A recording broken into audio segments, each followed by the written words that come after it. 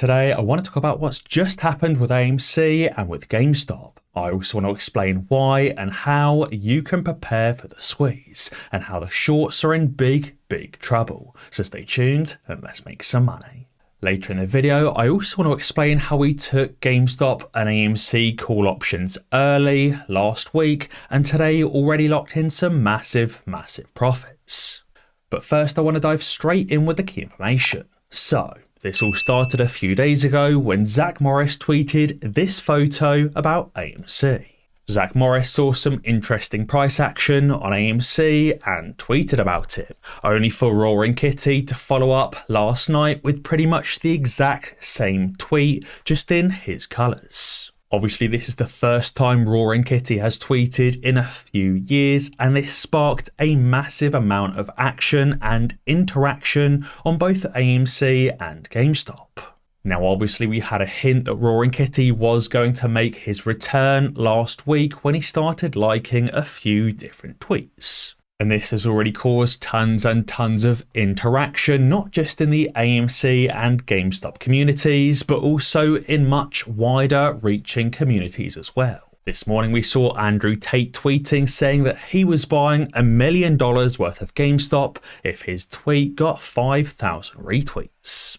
This tweet obviously smashed that target with 9,200 retweets, meaning that A, Andrew Tweet bought $1 million worth of GameStop, but also thousands and thousands of people saw this tweet. Actually, to be specific, there was 4.6 million people that saw this tweet about Andrew Tate buying GameStop.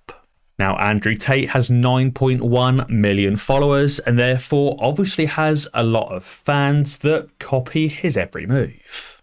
This is obviously going to bring tons and tons of eyes and even more money into the GameStop and AMC community. But again, it didn't just stop with Andrew Tate because Dave Portnoy also bought $500,000 each of GameStop and AMC. Again, this tweet so far has been seen by 353,000 people, so again, hundreds of thousands of more people that may not already be invested in GameStop and AMC are now joining the movement. On top of that, it didn't just stop there. We had tons of other huge Twitter pages, Unusual Whales, The Cabesi Letter, Greg, Mario Narfol, and many other huge Twitter influencers also tweeting about both GameStop and AMC. As Colin tweeted, he said, regardless of what your opinion is of the celebrities getting into AMC and GameStop, the more eyes, the better, as far as I'm concerned. He said, you want everyone talking about both GameStop and AMC for maximum FOMO or maximum fear of missing out. Obviously, the more people that join this community and build a position or add to current positions just drives more and more buying pressure. And that buying pressure in both GameStop and AMC is only amplified when Roaring Kitty tweets something like this. Stop spinning yarns about me, eh? Oh, I'm just trying to sell you to them, Tom. But the main thing is, you bunch of despite the provocation from the cavalry, no fighting. No fighting. No fighting. No fighting. No! Fighting! Good. Get the fuck in. I had more complicated strategies in mind. It's going to be a busy few weeks, brother. Yeah. So that's a clip from the TV series Peaky Blinders, again basically suggesting that people in the AMC community and people in the GameStop community shouldn't fight each other and should instead work together. It's going to be a busy few weeks and as a result there should be no fighting. Again, this just further brings the two communities together, suggesting there is no competition between AMC and GameStop. There is no one true squeeze because both of these stocks and the entire meme basket of stocks will all squeeze all at the same time. Now, as I said at the start of the video, last week on Friday and on Thursday, the group jumped into GameStop and AMC call options. Over the last few days, the GameStop stock has run over 140% and the options have ran even more, some over 350%. Again, AMC options are also up over 100% and are likely to continue going over the next few days. It's also important to know I'm not advocating the trading or selling of GameStop and AMC shares, just trading these short-term call options in perfectly picked moments for massive, massive gains. So guys, if you want these kind of returns, these kind of 341% gainers, be sure to join the Millionaire Mindset Trading Group using the link in the description below. Stonks Batman has also provided an update saying right now, based off the latest reported short interest, AMC is currently just 50 cents away from 70% plus of all short sellers facing unrealized losses. And also added saying this is all backed by factual, legally reported data. Basically what that means is that based on the average cost of the short sellers and their short positions, pretty much all of them are underwater.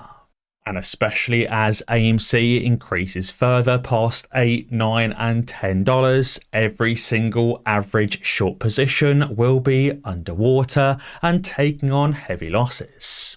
And then it's just a case of how much longer can these short sellers survive paying the borrowing fees until they have to close out of their short position during a liquidation. And obviously when they end up closing that short, it pushes the price higher, causing more shorts to be forced to close out as well, again pushing the price higher into a short squeeze.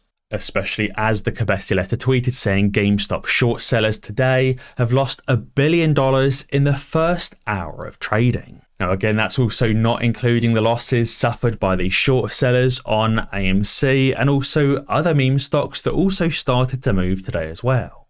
And especially going forward over the next few days, these short sellers are just going to lose more and more and more money. And Defiant VC tweeted, adding, saying a bank is going to go under very, very soon. Obviously, the more money these short sellers lose, the closer these banks, hedge funds and market makers get to collapsing. It will be very interesting to see this time round which hedge fund ends up collapsing first and whether a single hedge fund collapse causes the short squeeze or whether we need to see more and more failures first. Regardless of which, I am very excited to see what happens over the next few days and the next week or two. Especially as retail stocks tweeted, with 2.5 hours to go, AMC has nearly traded the entire float. And he said considering E-Trade is one of the largest brokerages by user base and was down for almost the first 2 hours of trading today, and considering myself and I'm sure many other countless apes haven't sold anything, he said I think it's safe to say day traders and shorts are rehypothecating the heck out of AMC once again. Obviously, we know the majority of the float is locked up in the hands of retail investors, insiders, and institutions. But yet, AMC still traded 268 million shares in just the first few hours of trading. And to be more specific, AMC at the close of market had traded 481 million shares. Again, this is with just a float of 295 million, with the majority of that float, or pretty much the entire float, if not multiple floats, already locked up in the hands of retail investors. So again, the majority of what was traded today is likely just more synthetic shares. But as we continue to see this volume increasing over the next few days, and as we continue to see the price of AMC increasing alongside, these short sellers will be in more and more and more trouble. Now, the way that you can prepare for this short squeeze is by keeping a very close eye on the number of shares being traded every single day. Today we traded 481 million shares, but back in January and June of 2021, there were days where we traded over 1 billion AMC shares in one day. I would love to see going forward over the next few days, AMC trading 1 billion shares, maybe 2 billion, maybe even 5 billion shares. I think as this price continues increasing, we're going to see more and more new joiners into the AMC and GameStop communities, adding more and more funds, turbocharging the prices of these stocks even higher, and generating even more volume. And obviously the more and more volume that's generated over the next few days just means more synthetic shares that are generated by these infinite liquidity fairies. And obviously these infinite liquidity fairies are still on the hook for the liabilities that's created from these synthetic shares that they're selling at these current low prices. Of course, if a market maker or an infinite liquidity fairy creates a synthetic share down here at $5 per share, and as AMC rises past $8, $10, $15 and higher, that market maker is still on the hook for that liability. Of course, it's important to note the squeeze isn't starting just yet because we haven't A, heard reports of any hedge funds collapsing, and we haven't B, passed those previous all-time high prices. So guys, be sure to let me know what you think down in the comments below.